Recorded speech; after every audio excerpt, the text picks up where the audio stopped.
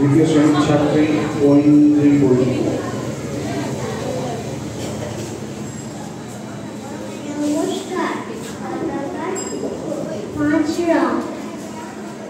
কবির নাম সুকান্ত আচার্য। বলো তো দেখি পতাকায় মধ্যে কয়টি রং আছে? শিক্ষক এসে শোধালেন হেসে তৃতীয় শ্রেণীর কাছে। একসাথে সব ছেলে বলে চিৎকার করে চলে, তিনটি বর্ণ রয়েছে রাঙানো জাতীয় পতাকা জুড়ে।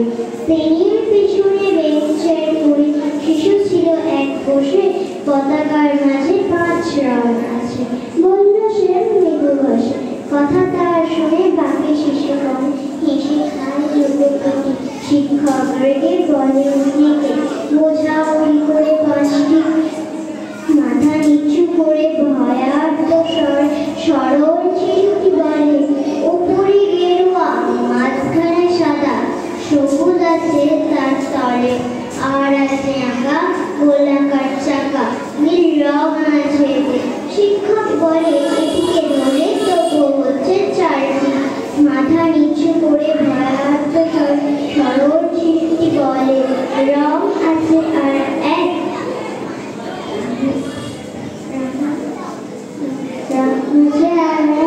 লাল লালে চোখ দেখানো যায় ওই পতাকার মাঝে। বাবাকে যখন আনবে ওরা, কবে মেয়ের ঢাকা খুলে চড়ানো রয়েছে দেখো খানাটা পতাকা আর ফুলে। এই নিয়ে মোট হলো 5টি, এইবার তো ঠিক আছে। সরল শিশুটির জবাব কাঁপিয়ে দিল, অশ্রু এলো রন্ধ করে শূন্য হলো। আজও যারা দেশের জন্য করছে বলিদান, স্বাধীনতার শহীদ সব অঙ্গ তাদের হয়েছে স্বাধীন, পেয়ে